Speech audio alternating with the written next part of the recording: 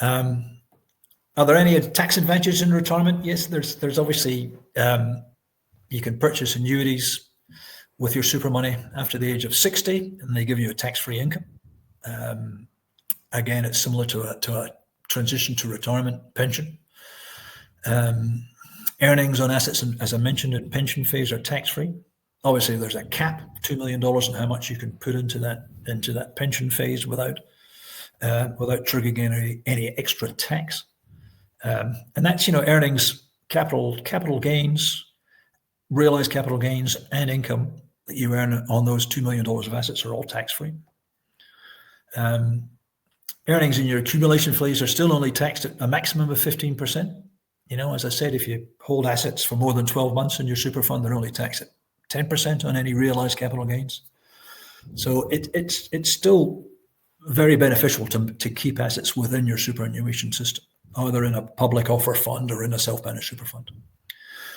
And then the last one, which has not yet become legislation, but will probably, there seems to be, a little bit of very little doubt that it won't happen.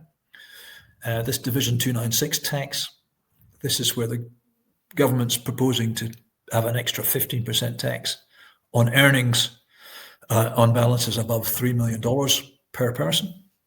Now, what that means is, if you've got, say, $4 million in your super fund, on the $1 million balance, they're going to start taxing you at 30% on your income and potentially on unrealized gains. That's just apparently they're still up for debate because it's relatively complicated to actually calculate that.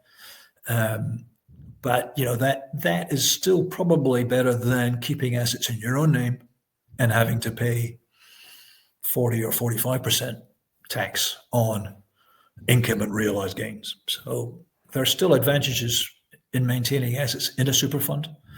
Obviously, above $3 million, the government is trying to discourage you from keeping too many assets in your super fund or withdraw assets from your super fund, because part of their issue is, which I sort of agree with, is it's designed to provide an income in your retirement.